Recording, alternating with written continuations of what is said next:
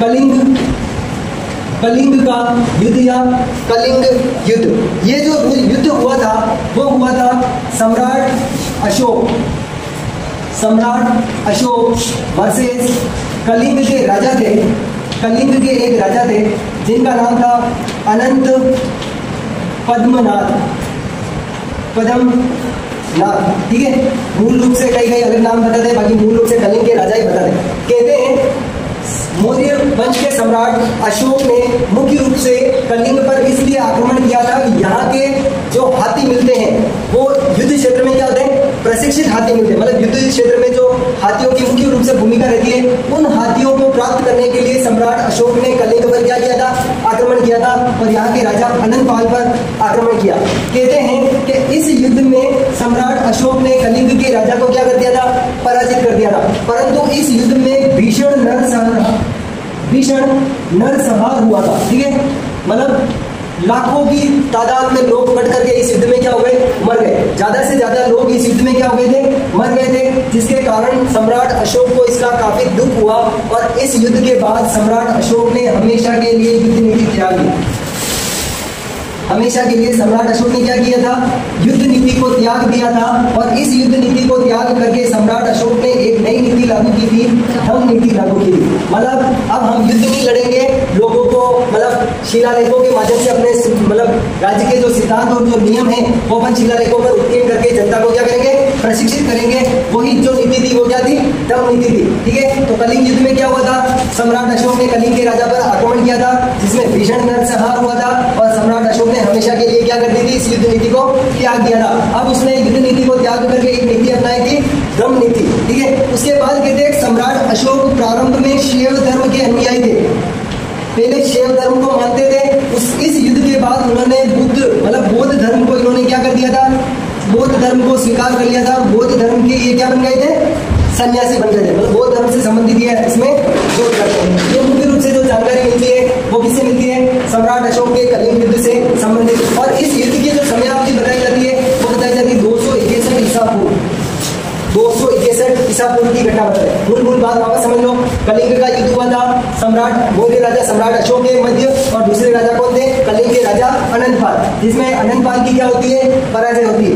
इस युद्ध में क्या होता, भीषण नरसंहार होता, मतलब सबसे ज्यादा संख्या में लोग मरे थे, जिसके कारण इन्होंने हमेशा के लिए युद्ध नीति को त्याग दिया। मतलब लोग इतने कटे, रक्त की नदियां बह गई, जिसके बाद इन्होंने प्रभावित होकर के युद्ध नीति को हमेशा के लिए छोड़ दिया। अब युद्ध नीति को छोड़ करके इन्होंने दूसरी नीति कौन सी अपनाई, धम्म नीति अपनाई। मतलब अपने सिद्धांतों को धम्म के माध्यम से, शिलालेखों के माध्यम से इन्होंने प्रचारित किया। पहले ये शैव धर्म के अनुयायी थे, बाद में इन्होंने कौन सा धर्म स्वीकार कर लिया, बौद्ध धर्म स्वीकार कर लिया। ये मुख्य रूप से आपकी जानकारी। इतिहास में मुख्य रूप से जो युद्ध लड़े जाते हैं वो लड़े जाते हैं मुस्लिम वर्ग के, और इसमें मुख्य रूप से दो आक्रांता आए थे। एक आए थे अरब आक्रांता, एक तो आए थे अरब आक्रांता और दूसरे आए थे तुर्क आक्रांता, तुर्की लोग आए थे। अरब आक्रांताओं में अगर अपन बात करें तो एक व्यक्ति आया था जिसका नाम था मोहम्मद बिन कासिम। मोहम्मद बिन कासिम एक व्यक्ति है जिसका नाम उल्लेख मिलता है, मोहम्मद बिन कासिम। और तुर्कों की ओर से भारत में जो आक्रमण करने के लिए आया था वो आया था मोहम्मद गजनवी, ठीक है। गजनवी के बाद मोहम्मद गोरी, ठीक है। गजनवी आया था, गोरी आया था, ऐबक आया था, ये आगे से आगे चले थे, पर मूल रूप से इन दोनों के नाम मिले। तो अरब आक्रांता कौन आया था, मोहम्मद बिन कासिम। और तुर्की आक्रांता भारत पर आक्रमण करने के लिए कौन आया था, तुर्की आक्रांता आक्रमण करने के लिए आया था गजनवी और गोरी। अब इसमें बताते हैं 711 ईस्वी में उबैदुल्ला के नेतृत्व में सबसे पहला जो अरब आक्रांता था, भारत पर सबसे पहला आक्रमण करने वाला जो अरब आक्रांता था वो उसका नाम मिलता है उबैदुल्ला। उबैदुल्ला एक अरब आक्रांता था। कहते हैं इसने अपने शासनकाल में सिंध अभियान किया था। सबसे पहला भारत पर आक्रमण करने वाला अरब आक्रांता जो था वो था उबैदुल्ला, और उसने सिंध अभियान किया था। और कहते हैं इस सिंध अभियान में ये इसकी पराजय हुई। सिंध अभियान में उबैदुल्ला की पराजय हुई थी। मतलब ये इसमें मारा गया और क्या हो गया, पराजित हो गया। मतलब ये इस सिंध अभियान में क्या हो गया था, सफल नहीं हो पाया। और इसने आक्रमण कब किया था, 711 ईस्वी के लगभग। सबसे पहला इसने आक्रमण किया था 711 ईस्वी में, ठीक है। फिर इसमें कहते हैं इस सिंध अभियान में एक व्यक्ति और मिलता है दूसरी, और इसने लगभग जो आक्रमण किया था, मतलब ये भी लगभग 711 का ही इसका मुख्य रूप से उल्लेख मिलता है। अंतिम रूप से बताते हैं कि तीसरा जो सैन्य अभियान हुआ था तुर्कों का, वो मुख्य रूप से 712 ईस्वी के लगभग हुआ था, और वो किया था मोहम्मद बिन कासिम ने। किसने किया था? मोहम्मद बिन कासिम ने। तीसरा जो आक्रमण किया था किसने किया था? मोहम्मद बिन कासिम ने। इसने के नेतृत्व में भारत का सिंध अभियान हुआ था, और इसने मोहम्मद बिन कासिम ने क्या किया था?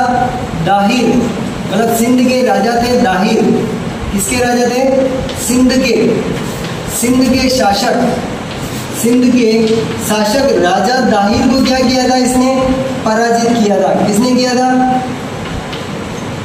मोहम्मद बिन कासिम ने। ठीक है, तीसरा सैन्य अभियान 712 ईस्वी में हुआ था, मोहम्मद बिन कासिम ने किया था। सिंध के राजा दाहिर के विरुद्ध इसने सैन्य अभियान किया था, जिसमें दाहिर की क्या हो जाती है?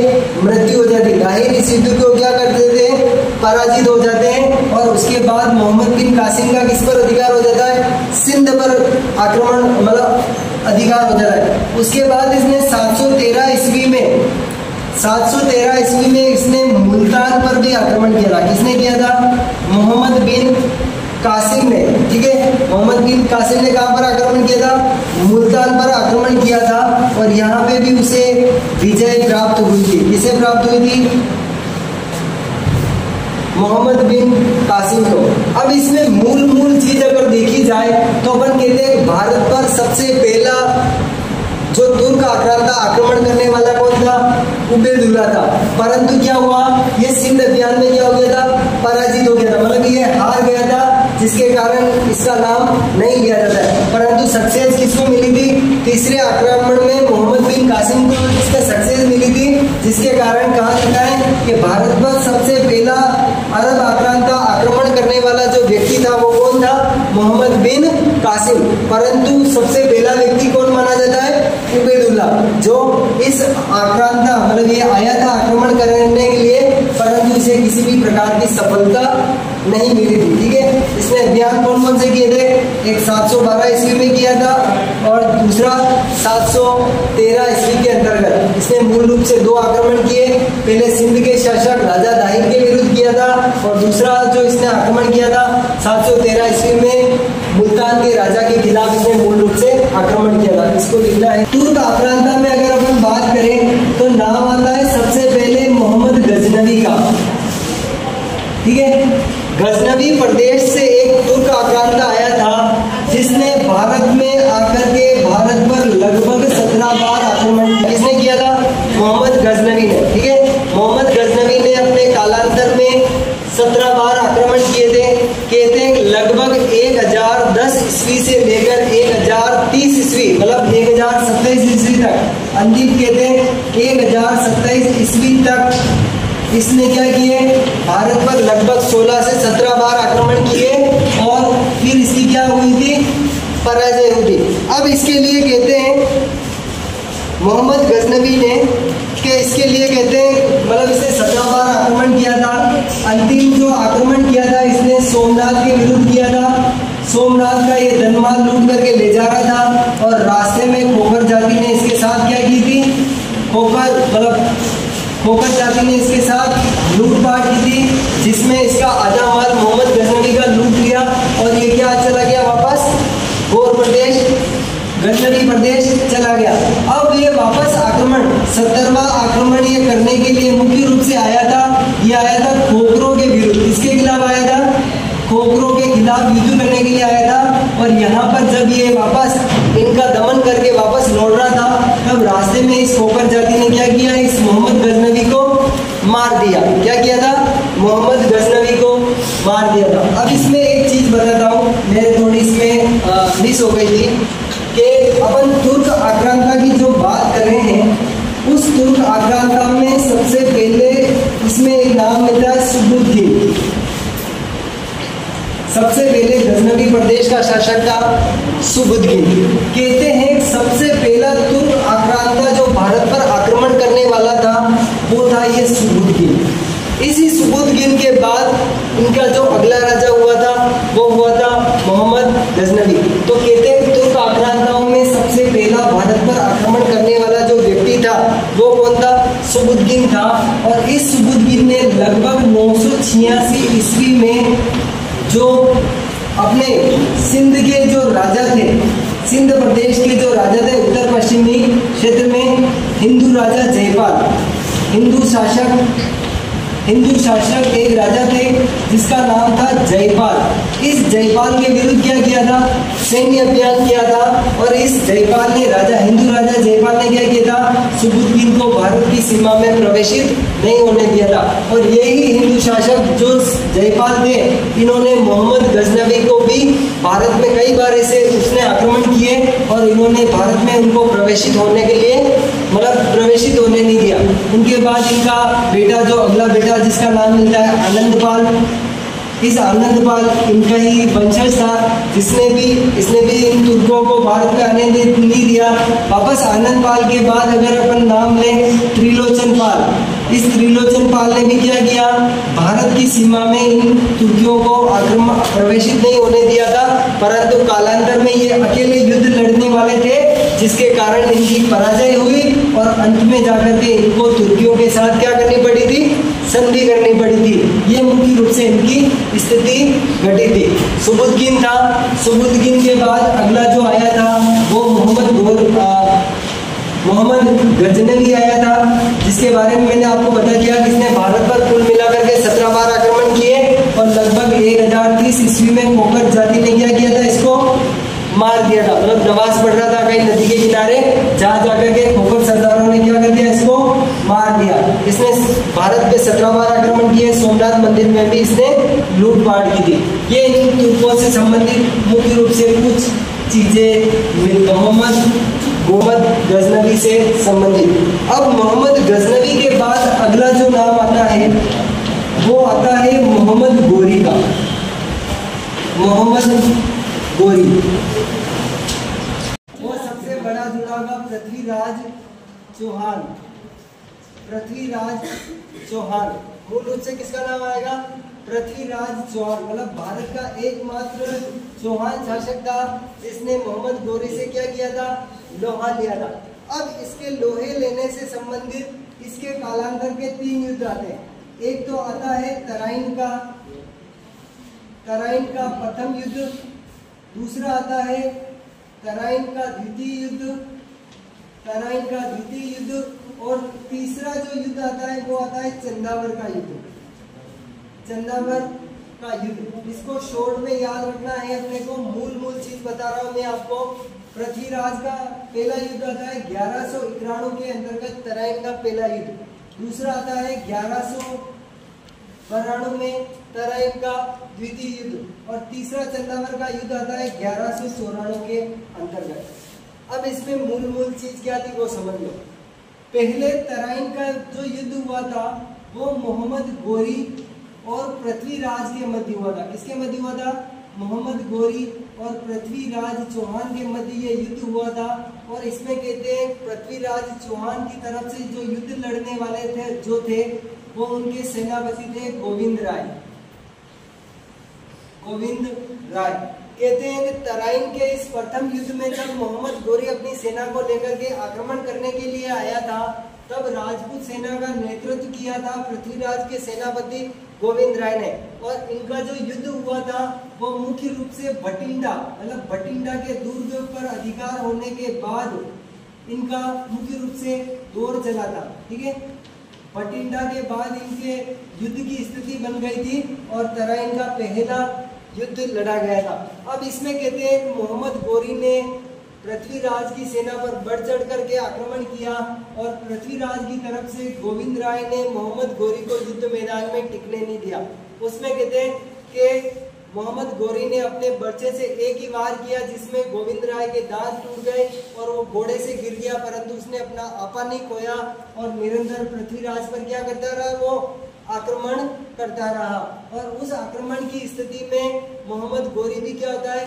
घोड़े से गिर जाता है। और जैसे ही युद्ध की विजय होने की स्थिति आती है, गोविंद राय कंटिन्यू इस पे मोहम्मद गोरी पर आक्रमण करता है, परंतु मोहम्मद गोरी का सेनापति इसी युद्ध के बीच में आता है और मोहम्मद गोरी को उठा करके युद्ध मैदान से बाहर निकल जाता है और बाहर निकाल करके ये वापस अपने गौर प्रदेश उसको बिठा करके लेकर के गौर प्रदेश से लेकर चला गया। जब गौर प्रदेश चला गया तो कहते हैं कि मोहम्मद गोरी ने 1 महीने तक मतलब खाना पीना छोड़ दिया, मतलब चला गया तो उसने कई दिनों तक खाना नहीं खाया। मतलब उसने अपने सेनापति को कहा था कि तुम मुझे टायर लगा करके मुझे युद्ध मैदान से उठा करके ले आया और इस युद्ध में किसकी विजय हुई थी? पृथ्वीराज चौहान की, जो युद्ध लड़ा था गोविंद राय ने। ठीक है, अब ये गौर प्रदेश इसको लेकर के चला गया। इधर पृथ्वीराज अपने विजय की खुशियां मनाने लग गए और अपने जीवन में क्या हुए? व्यस्त हो गए। अब कहते हैं कि कालांतर में इस पृथ्वीराज ने जयचंद गढ़वाल की एक लड़की थी, क्या नाम मिलता है? जयचंद गढ़वाल। जयचंद गढ़वाल की एक लड़की थी जिसका नाम मिलता है सुयोगिता। इस सुयोगिता से क्या किया था? पृथ्वीराज चौहान ने विवाह कर लिया और पृथ्वीराज चौहान अपने गृहस्थ जीवन में व्यस्त हो गए और इधर जयचंद गढ़वाल जैसे राजपूतों से पृथ्वीराज ने क्या कर लिया? वेर बसा लिया, दुश्मनी कर ली, शत्रुता कर ली। इसीलिए तराइन के द्वितीय युद्ध में इन राजपूतों ने क्या किया था? पृथ्वीराज चौहान का किसी भी प्रकार से साथ नहीं दिया। अब पृथ्वीराज चौहान अपने जीवन में सुयोगिता के साथ व्यस्त हो गए, शादी हो गई, अपनी लाइफ सेटल कर ली। पृथ्वीराज अपने वैवाहिक जीवन में व्यस्त रहे थे और इधर मोहम्मद गोरी अपनी पराजय की आग में जल रहा था। तो उसने लगभग कहते 1 साल तक मोहम्मद गोरी ने अपनी सेना को संगठित किया, अपनी सेना को प्रशिक्षित किया और अगले ही साल 1192 के अंतर्गत क्या हुआ? वापस पुनः तराइन के मैदान में युद्ध करने के लिए आ गया। अब इस तराइन के मैदान में जब ये दूसरी बार युद्ध करने के लिए आया था तब उसने क्या किया था? मोहम्मद गोरी ने पृथ्वीराज को अपना एक संदेश वाहक भेज करके भ्रमित कर दिया और कहलवाया कि गोरी तो तुम्हारा छोटा भाई है, क्या मोहम्मद गोरी तुम्हारे पर आक्रमण करेगा? और इसी स्थिति का विश्वास करके पृथ्वीराज ने क्या कर लिया? इस पर विश्वास कर लिया और जिसमें रात के अंधेरे में मोहम्मद गोरी ने अपनी 40,000 सेना की टुकड़ी को 4 भाग में बांट करके पृथ्वीराज के शिविर पर आक्रमण कर दिया और पृथ्वीराज की इस युद्ध में क्या हो गई थी? पराजय हो गई थी। ठीक है, अब इसमें मुख्य रूप से बहुत सारे ग्रंथ मिलते हैं, जैसे पृथ्वीराज रासो मिलता है, पृथ्वीराज विजय मिलता है। पृथ्वीराज रासो में चंद्रबरदाई कहता है कि मोहम्मद गोरी चंद्रबरदाई और पृथ्वीराज को गौर प्रदेश ले गया था, जहां ले जाकर के उसकी आंखें फोड़ दी थी और फिर उसने वहां पर जाकर के एक शब्द वेदी बाण चलाया और चंद्रबरदाई ने एक मुक्ति सुनाई थी, 4 बास 24 गज अंगल अष्ट प्रमाण, जाते ऊपर सुल्तान करो तू चूक मत चौहान। और इधर पृथ्वीराज ने अपना शब्द वेदी बाण चलाया और मोहम्मद गोरी को उस छज्जे से क्या कर दिया था? नीचे गिरा दिया था, ऊंचे आसन से। ये जो बात कहते हैं वो कहते हैं चंद्रबरदाई पृथ्वीराज रासो के अंतर्गत। दूसरे जो इतिहासकार वो कहते हैं कि मोहम्मद गोरी ने पृथ्वीराज को क्या कर लिया था? जीत लिया था, परंतु कालांतर में कहते हैं पृथ्वीराज ने इसकी अधीनता स्वीकार कर ली थी। बहुत सारे कहते हैं उसकी आंखें फोड़ दी थी, फिर वो वहां मर गया। दूसरी चीज ये कहते हैं इसने मोहम्मद गोरी की अधीनता स्वीकार कर ली थी, तो इसने क्या कर लिया? इसको माफ करके इसका राज्य वापस पृथ्वीराज को दे दिया। और कालांतर में कहते हैं कि लगभग 1192 या इसमें मतलब लगभग स्थिति में बताते हैं कि दिल्ली के आसपास कोई टकसाल है जहां पर पृथ्वीराज के नाम के सिक्के मिलते थे, पृथ्वीराज चौहान के नाम के सिक्के मिलते थे। और इन्हीं सिक्कों के आधार पर कहा जाता है, इसी टकसाल के सिक्कों के आधार पर कि पृथ्वीराज तराइन के द्वितीय युद्ध में हार तो गया था परंतु मरा नहीं था, इसीलिए उसके नाम के सिक्के यहाँ पर चलाए गए थे। यह मुख्य रूप से कुछ स्थिति आती है। और इस युद्ध में जयचंद गढ़वाल ने पृथ्वीराज का किसी भी प्रकार से सहयोग नहीं दिया था, क्योंकि ये जयचंद ने क्या किया था? जयचंद की सुयोगिता से किसने विवाह किया था? पृथ्वीराज ने विवाह किया था और इसको स्वयंवर में से उठा करके ले गया था, जिसके कारण ये इसके खिलाफ हो गया। परंतु जब अपने समाज का व्यक्ति दूसरे के साथ मिलकर के अपने ही परिवार को हराता है तो कहीं न कहीं उसे भी हार का सामना करना पड़ता है। और मोहम्मद गोरी ने वही किया कि चंदावर के युद्ध में मोहम्मद गोरी ने अगला जो आक्रमण किया था वो किया था जयचंद गढ़वाल के खिलाफ। जयचंद क्या करते हैं? इतिहास जो जयचंद वाले जो हैं ये क्या करते हैं? घर तोड़ने का ही काम है। समाज में जहाँ टूटने का बिखरने का काम होता है ना, वो जयचंद ही करते हैं। ये कहते हैं परिवार में जयचंद कोई नया जयचंद जरूर आया। और इस मोहम्मद गोरी ने इस जयचंद को चंदावर के युद्ध में 1194 के अंतर्गत क्या कर दिया था? पराजित कर दिया था। ये मुख्य रूप से चंदावर का युद्ध मिलता है। ठीक है, ये मुख्य रूप से मोहम्मद गोरी से संबंधित कुछ युद्ध मिलते हैं। अगर अपन बात करेंगे जहीरुद्दीन मोहम्मद बाबर की बात करेंगे, ठीक है, जहीरुद्दीन मोहम्मद बाबर